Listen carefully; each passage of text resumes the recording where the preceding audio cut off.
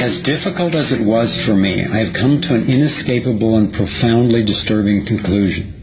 I believe that an elite group of people and the corporations they run have gained control over not just our energy, food supply, education, and health care, but over virtually every aspect of our lives. And they do it by controlling the world of finance, not by creating more value, but by actually controlling the source of money. When I followed the money, I found that it took me up the levels of a pyramid. Here we are at the bottom level going about our daily lives. Above us is government, people who are given a monopoly on force and use it to tax and control us whether or not we agree. But who controls them? At the next level are the corporations. Many would say that it is now corporations and not nation-states that rule the world.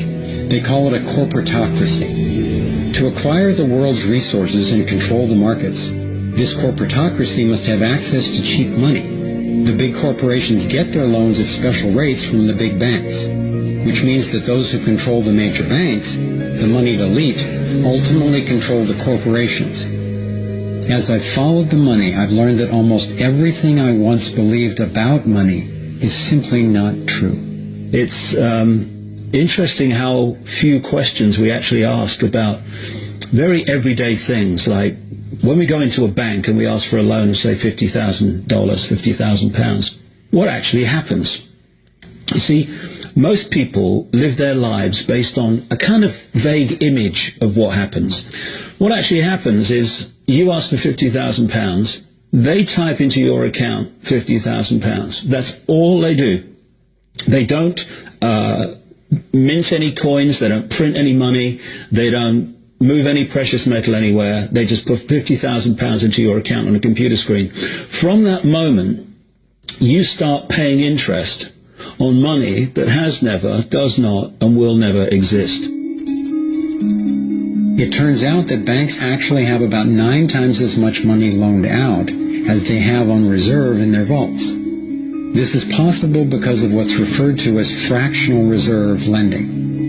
The way it works is that the Federal Reserve, or the central bank in any country, is legally allowed to determine the amount a bank must have on reserve. In the U.S., it's currently around 10%. So if you deposit $10,000 into the bank sets aside 10%, or $1,000, and then loans out the rest of your money.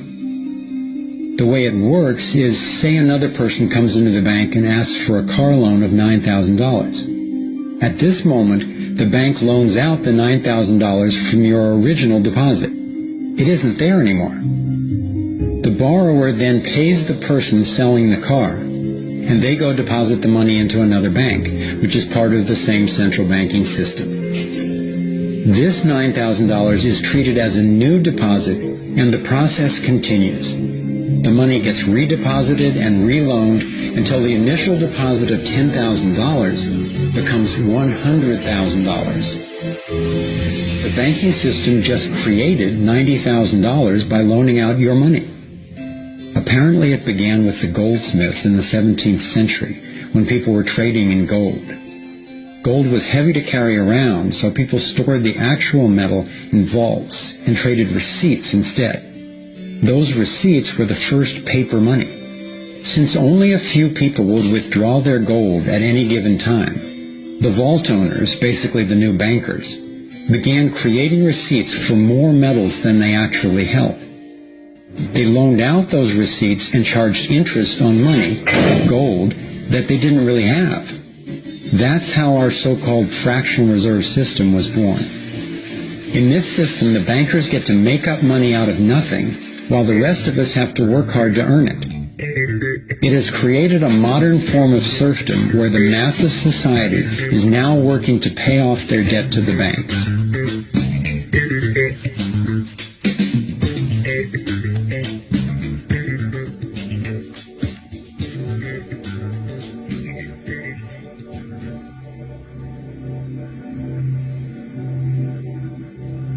Under this fractional reserve scheme, we inevitably become debt slaves to a ruling class of financial elite. not because they are better or smarter than anyone else, but because they have rigged the system to benefit themselves at the expense of most people on the planet. Catherine Austin Fitts is an expert on this issue. She was an Assistant Secretary of Housing and Urban Development under President George Bush Sr., and then an advisor to the Clinton administration. Let's set up a game of Monopoly, and you want to buy Park Place. What I can continually do is just print money, give myself more money, lower the value of your money by printing more. No matter how hardworking you are or how successful you are, I can always end up buying you for free. So how come if you or I make up money it's called counterfeiting, but if the banks do it, it's increasing the money supply? How did the banks get this power? This is Jekyll Island, where in 1910, representatives from the Rockefellers, Rothschilds, Morgans, and other private bankers gathered, secretly, to draft the legislation that would create the Federal Reserve. Ed Griffin literally wrote the book on what happened at Jekyll Island. Central banks are banking cartels which have gone into partnership with the respective governments in the countries where they operate. And they've been given monopolistic power over the creation of the nation's money supply. That's what the politicians handed to them as a gift, you might say, for the partnership. Now, in return, what do the bankers do for the politicians? They promise to create money out of nothing, now that they've got this legal power to do it, anytime the government needs it. And since 2008, we've witnessed the greatest fake money printing run in recorded history. This financial sleight of hand disguises the costs, hides who's to blame, and leaves us as debt slaves working to pay off the bill. I found it revealing that in the same year the Federal Reserve was founded, 1913, the Internal Revenue Service was also established. An income tax was then instigated so you and I would have to pay the politicians' debt, plus interest, to the bankers. The problem is we have a privately owned central bank system in the United States disguised as a government-owned system. Now, if you look in the telephone book here in the Washington, D.C. area, you look up for Federal Reserve in the blue government pages, it's not there. It's in the white pages right next to Federal Express. It's a privately owned central bank. What is the proper relationship, what should be the proper relationship between a chairman of the Fed and a president of the United States? Well, first of all, the Federal Reserve is an independent agency, and that means basically that there is no other agency of government which can overrule actions that we take. There is no other agency of government which can overrule actions that we take. We have a private bank that prints money on behalf of the Treasury. The Federal Reserve prints money on a debt-based system which creates scarcity. But it puts a group of insiders in a position of having access to all the data about the economy when we don't. So you have a small group of bankers who understand the data on how the money works in the economy, and it gives them the ability to print money in a way that the insiders are protected and everybody else is drained. Catherine went on to compare a healthy economy to a vibrant torus, balanced, freely flowing, and energized throughout, in contrast to what's happening in our current economy. What you have is a system that's very dynamic, and it's trying to optimize.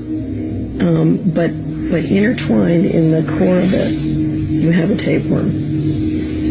The way a tapeworm works in your body is it injects a chemical into your body that makes you crave what's good for the tapeworm and bad for you. You have a parasite that's very much manipulating and engorging itself at the expense of the whole. We live in a tapeworm economy where the financial elite are the tapeworm and they're feeding on us.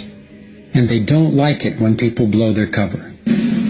After Catherine began exposing government corruption at the highest levels, the FBI raided her company and seized its assets.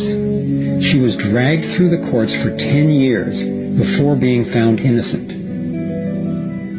So we've got the Federal Reserve, a privately owned corporation with a monopoly on creating money, but with no accountability, backed up by a government with a monopoly on force. The country got sold on the Fed as an institution that would help stabilize the economy and remain independent of politics.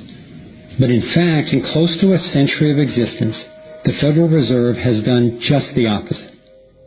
Since they took charge, we've been robbed through inflation, and the purchasing power of the dollar has declined more than 96%. And the wealth gap makes it clear most of the money is going to a very few.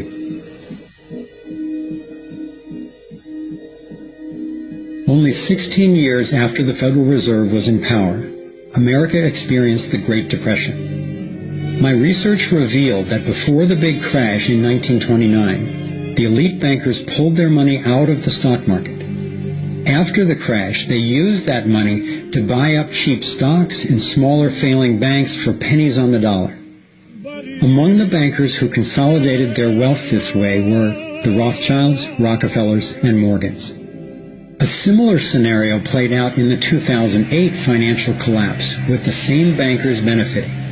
In the years leading up to the collapse, the biggest banks, including Bank of America, Citigroup, and Chase, controlled by the Rothschilds, Rockefellers, and Morgans, were bundling and trading bad loans that they knew would eventually fail. It's like putting rotten oranges in a box and selling them as grade AAA. The bundlers of the debt knew it was only a matter of time before someone would open that box and see that the content was worthless, since they were the ones who packed the boxes in the first place. When the rotten oranges, what we hear about as unsound loans, derivatives, and credit default swaps, were finally discovered, everyone was impacted. People lost their homes, their jobs, their businesses, and their retirements. Meanwhile, the biggest banks who created the problem in the first place were the ones who got bailed out. Why is that? Why would the Federal Reserve give trillions to the banks, even though the majority of Americans were against bailing them out? And why not help those most in need rather than the perpetrators of the financial collapse? My research led me to believe that the same people who created the Federal Reserve, the Rothschilds, the Rockefellers, and the Morgans, still control it, and they use this scheme to bail themselves out at our expense. Many of the banks created are still the most powerful lobby on Capitol Hill, and they, frankly, own the place. I'm convinced that the near collapse of the economy in 2008 resulted from an orchestrated pump-and-dump scheme designed and executed by the big bankers to consolidate wealth and power. David Icke explains how he sees the Federal Reserve rigging the so-called business cycles. Stage one, it's like throwing a fishing line out. Stage one, you put lots of money, units of exchange, into circulation. You do this by pushing interest rates down, by making lots of loans. This is the part of the cycle we call a boom. Because there's lots of units of exchange in circulation, there's lots of money changing hands. That generates lots of economic activity. That generates jobs. And as more and more money is spent, there's more demand, so companies take out more loans of fresh air money to increase their production. People get confident in their everyday lives. Hey, I work for this company, they've got lots of orders, it's really going great, my job's safe, I tell you what, we can have a bigger house. Then they start to change it. What they do is they pull the fishing line in. They push interest rates up. Now, fewer people, are taking out loans, and they make the criteria for having a loan from the bank stronger anyway. And also, now, as interest rates have gone up, a larger part of people's income is going to pay back the extra interest and not being circulated in buying things. Suddenly, there's nothing like as much money in circulation, and therefore, fewer things are being bought. Companies start to go down in terms of their profits. They start to shed jobs. and they start to go out of business. People lose their jobs, they can't pay the mortgage anymore of the big house they took out in the good times. Now what the banks are doing is starting to reel the fishing line in, because as they go bankrupt, companies and individuals, the banks get the real wealth, the property, the land, the resources that they had signed to them for lending merely figures on a screen. Now this economic cycle of fishing line out, fishing line back, lots of units in circulation, pull them in, has been going on for centuries. And what it's done, it's stolen and accumulated the real wealth of the world in the hands of the few.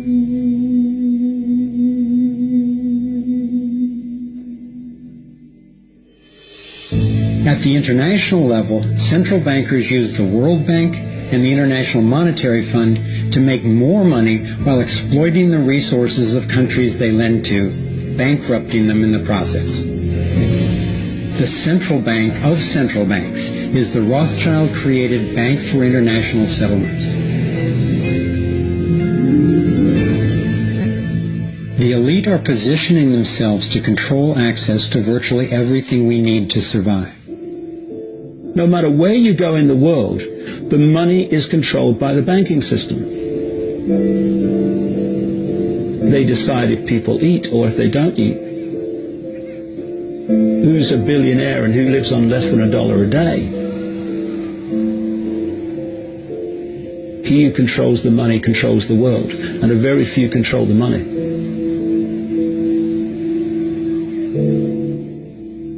At this point, my view of the world had been turned upside down.